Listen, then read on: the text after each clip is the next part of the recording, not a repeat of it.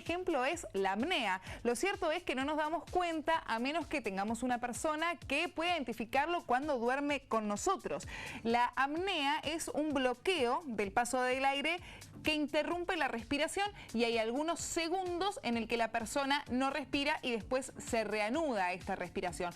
Pero lo importante es saber, más allá de que cada vez hay más personas que lo sufren, que lo padecen y no lo saben, qué es una apnea, cómo se produce y qué consecuencias puede tener. Es por eso que estamos en comunicación vía Zoom y saludamos al doctor Juan Ignacio Echaide, médico otorrinolaringólogo.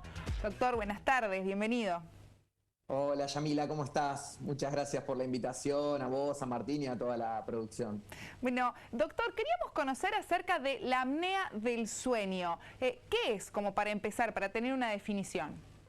Mirá, los pacientes los podemos dividir en dos que a su vez coexisten en una sola persona. Por un lado tenemos el paciente que ronca, que es el que en general a él no le molesta y le molesta a su familia, a su pareja y demás. Y de ahí viene la primera queja. Pero después tenemos pacientes que además de roncar, tienen lo que se llama síndrome de apnea-hipopnea del sueño, que ese sí es el enemigo silencioso, por decirlo de alguna manera, porque tenemos un paciente que durante la noche tiene muchos cortes en la ventilación, se corta la oxigenación en la sangre y eso genera alteraciones a nivel cardiovascular, de la secreción de hormonas, que me va a generar a la larga un problema mucho mayor que solamente el paciente que ronca. Claro. Claro. Y esto, ¿siempre el paciente que ronca es el paciente que tiene apnea? ¿O puede ser que solo ronque sin apnea o solo tenga apnea sin roncar? No siempre, por eso mismo yo siempre aclaro que tenés el paciente que ronca y que es un problema de sonido para el resto, que no deja de ser un problema, porque es un problema social que mucha gente consulta solo por ronquido. Y tenemos el paciente que además de roncar, tiene esos episodios de apnea y que tiene síntomas de lo que llaman síntomas diurnos, que son los síntomas silenciosos, el paciente que tal vez se levanta con dolor de cabeza o que padece de migraña o que se queda dormido mientras está realizando alguna tarea.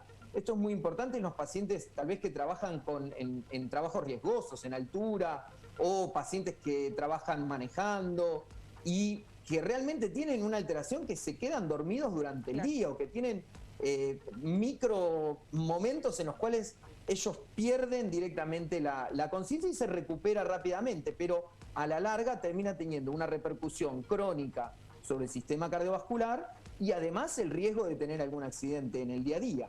¿Qué puede generar esta apnea del sueño? La apnea en sí se genera por obstrucciones a nivel de la vía aérea alta en general. Uno de los factores de riesgo más importantes es el sobrepeso o la obesidad, porque eso aumenta el diámetro del cuello.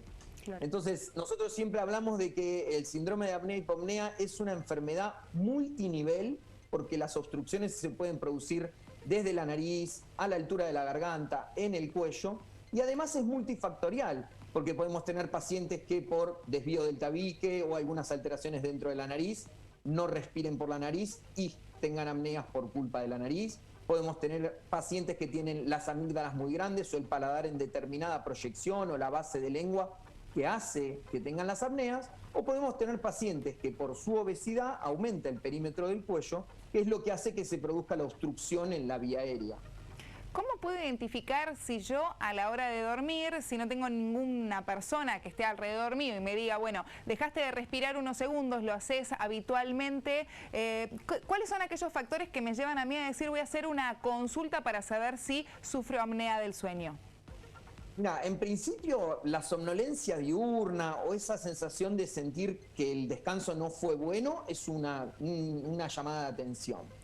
Después los pacientes que tienen hipertensión que no se puede controlar fácilmente, el paciente que toma su medicación y no controla la hipertensión, pacientes que tengan hipotiroidismo o hipertiroidismo, el paciente que durante la noche se despierta 3 o 4 veces, en general es una llamada de atención. Y obviamente el paciente que duerme acompañado, tal vez podemos tener la opinión de los familiares que nos van a decir si está roncando, se hace apneas. Una herramienta muy práctica hoy por hoy con los celulares es grabar un video mínimo. Yo ya con eso me puedo dar una idea de qué tipo de respiración nocturna tiene y ahí solicitar los estudios pertinentes para ver realmente cuánto impacto tienen esas apneas sobre el sueño. Hoy por hoy, por suerte, contamos con la poligrafía del sueño, que es un aparato que el paciente se lo lleva a la casa y mide la saturación de oxígeno, el número de apneas, la cantidad, el volumen del ronquido y demás.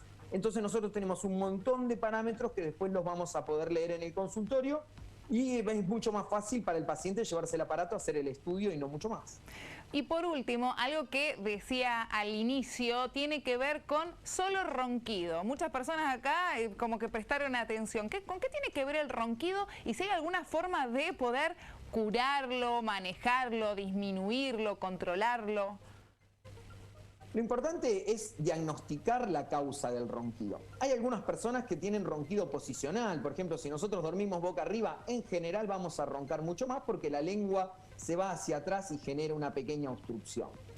Ahí ya descartamos los pacientes que tienen lo que se llama ronquido o apnea posicional. Eso se puede solucionar realizando la higiene del sueño, tratando de dormir de costado y demás. Después tenemos los pacientes que van a tener algún tipo de alteración anatómica, como puede ser desvío del tabique, los cornetes hipertróficos dentro de la nariz o las amígdalas muy grandes, que eso va a ser la causa del ronquido y solo les va a generar ronquido y no apneas.